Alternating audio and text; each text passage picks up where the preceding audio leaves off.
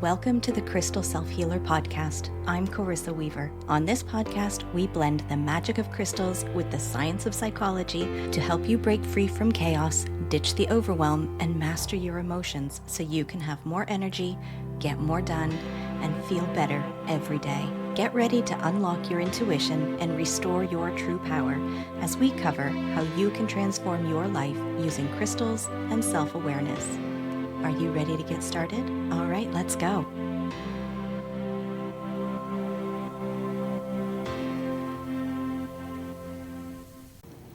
When you think about yourself and who you are, do you have a fixed idea of who or what you can be or do? Maybe you define your future possibility based on your past accomplishments. It's not unreasonable for you to do that. Just look at the use of cause and effect for careers. The student went to medical school to be the doctor of today. And that's the primary way your identity gets created. You do something, then you define yourself as that. It might feel safe to see yourself through this lens, but this can be limiting to your potential. In reality, you get to choose how you tell the story of your life and your potential. To create the life of your dreams, you need to let go of old versions of yourself. And that's what we're going to uncover today. This episode is going to show you how to stop playing small so you can see what's possible for you to create in your life. The stories you repeat about who you need to be or who you are what create what is possible for you. These stories are on auto repeat and dictate how you navigate your daily life. When you interpret these stories through a definitive lens, they are the thing that will limit what you see as being available to you or possible for you. Let me explain.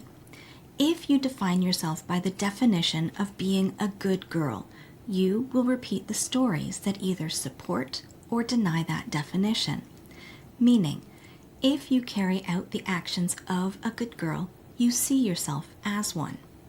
Or, if you see yourself as failing to dutifully be the good girl, you will repeat stories that confirm this identity of not measuring up. The key thing to recognize here is that what you have done in the past, the thoughts you have thought, the actions you have taken, are not going to be the ones that can create a new or different future for you. And that's why you need to let go of old versions of yourself. The card inspiration this week is the Two of Wands in the What to Call In placement. In this card, we have a central figure standing atop a building, maybe a castle or stronghold, as they look out over the village and the bay of water beyond. In one hand, they hold a globe, the other is a wand, and the second wand is firmly affixed to the building. Some strong symbolism comes from holding the world in your hand. This is akin to the world is your oyster. Further solidified by the looking out over the water as if they are contemplating their plan to get to where they are going. But when you face this moment of creating your plan of action, what do you often find yourself doing? Worrying. Worrying about details. Maybe this person needs to go somewhere overseas, but they don't have a boat, or they don't have the money to pay for passage on a boat, or whatever else can and will be offered up as the hurdle to overcome. The individual depicted in this card has material wealth. That's implied by their red robe and hat. But I've seen plenty of people with resources not use them to their fullest because they repeat a narrative based on an old version of who they were. Each and every one of us sees the world through our wounding, our socialization, and conditioning. Your job is to deconstruct all of those superimposed meanings about who you are supposed to be or whoever you've been, so you can actually embody your true divine self. Where most of my clients struggle is in perceiving that they can be something other than what they have done. Meaning that if they had money problems in the past, they see that experience as being their future. It's as if you feel like you're denying you went through this phase or period of your life. When you let go of an old version of yourself, it's not about erasing your history. It's about acknowledging that what got you here won't necessarily get you where you want to go. And it's finding the thread of the narrative around your identity that carries you forward, that will liberate you to new heights. Let's go back to the student becoming the doctor example. In the micro, day to day, if the student were to use each individual assignment or test as a measure for whether they are capable of being a doctor, they may hold a pessimistic or negative view of themselves. They haven't learned everything. Maybe they don't do well on a few modules or lessons. Maybe they're overwhelmed and struggle to see themselves achieving the end result. I know you're sitting there listening, saying to yourself, but they're doing it. They're moving forward toward their goal. That right there is the grace I want you to extend to yourself, instead of letting old versions of yourself dictate your future potential. When you use your past reality to define your future status, it doesn't measure up as a story that propels you forward toward your goal. And very few people get it perfect right out of the gate. So when you use that narrative of being less than perfect to determine your future potential, you cut yourself off at the knees. Instead, focus on the through line of trying new things and proving to yourself that you can do new, hard, or different things regardless of whether the execution of those things is perfect. Making mistakes does not preclude you from doing something new or different. Only using your past mistakes as reasons to not try will do that. What helps this transformation take hold is to allow yourself to do and experience the new version of you in a safe space that allows you to relax and unfold naturally at your own pace. A space where you can be seen, held, and witnessed without judgment or pressure as you rewrite your narrative, learn to appreciate your past achievements and mistakes for what they are, and use them as the stepping stones for what's next. You get that inside the Crystal Self-Healer members portal through the self-belief workbook, crystal healing sessions, and collective rituals. The crystal I'm going to suggest here is Lapis Lazuli, and here's why. When you're defining yourself by outdated stories and past roles, Lapis Lazuli encourages honest self-reflection to recognize when these narratives are limiting or shaping your perception. You'll gain clarity about who you are and open space for new self-belief to emerge. Interpreting future possibilities through a narrow lens of past experiences reinforces self-doubt. Lapis Lazuli supports a shift in perspective away from narrow, so you can access more clearly the broader possibilities of who you can become. The emotional weight of defining yourself by past mistakes or unmet expectations can prevent you from moving forward. Lapis Lazuli helps you rise out of the mundane and into expanded awareness so you can disconnect from the emotional burden of outdated identities.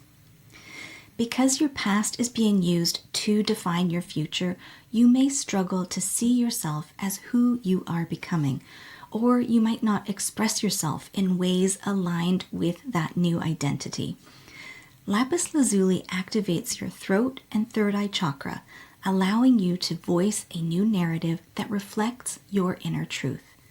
You'll feel a more embodied confidence in moving forward with purpose and self-belief. For this week's ritual, I'm going to offer building bridge thoughts. You'll need paper and pen, a candle, and your Lapis Lazuli. Settle into the present moment by doing a few deep breaths in through the nose and out through the mouth. When ready, light your candle and set your Lapis Lazuli near you on the table.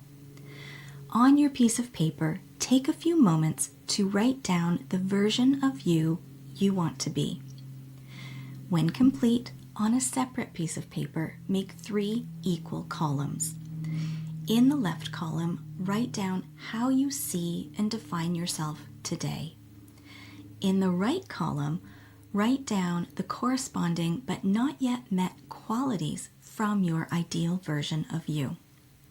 The hard work is in the middle column, where I want you to write down a middle ground version of this quality that you can lean into and believe as true. Very few people can recreate who they are overnight, and these are the incremental new beliefs that will support moving toward the new version of you. Keep the paper with your bridge thoughts near you where you can revisit it. As you go through your day, notice when you habitually think of your old narratives and stories, and then actively choose your bridge thoughts until those become your baseline. Once the bridge thoughts become your baseline, you can do this exercise again and see how these bridge thoughts allow you to release the old versions of yourself and close the gap for the person you want to be. Always remember to blow out your candle. Today's pairing of the Two of Wands with Lapis Lazuli is from a Crystal and Tarot forecast inside the Charmed community. I invite you to join me in this free space where I share these readings weekly to help you align your energy and focus your week. You also get the opportunity to connect with others who are exploring their growth and creating change in their lives just like you. Join us for free. The link is in the show notes. And if you're tired of being on an emotional roller coaster, constantly juggling everything in your life, and you want to be part of a space that holds you in your healing, a space where you can feel seen, supported, and connected as you create more emotional and energetic space in your life, I would love to have you join me inside the Crystal Self-Healer Members Portal.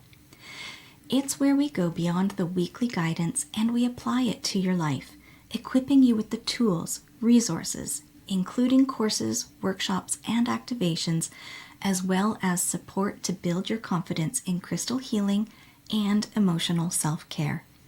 Inside, you get healing sessions that help you process emotions so you can regulate your nervous system, rituals that help you anchor and direct energy, and personalized support when you're feeling stuck. Everything you need to learn how to recognize and dismantle the patterns, cycles, and loops that keep you stuck so you can achieve more ease and alignment is in the portal. Visit my website, 3charmedgems.com, or click the link in the show notes to learn more and join me. It's time to stop living at the mercy of emotional triggers and start living in spiritual integrity. The Crystal Self-Healer Members Portal is where that shift begins. Find your clarity and come home to yourself. Today's episode has been brought to you by the Two of Wands, Lapis Lazuli, and Bridge Thoughts. May we all shed the past versions of ourselves so we can lean into who we can become. Blessed be, my friends. All right, my friends, that wraps up this week's episode. Thank you for joining me here today on the Crystal Self-Healer podcast. If you haven't already, hit subscribe, leave a review, and take the What Crystal is Best for You quiz linked in the show notes. Join me again next week as we continue to demystify crystals, how your brain works, and how you can use them so you can have more energy, get more done, and feel better every day.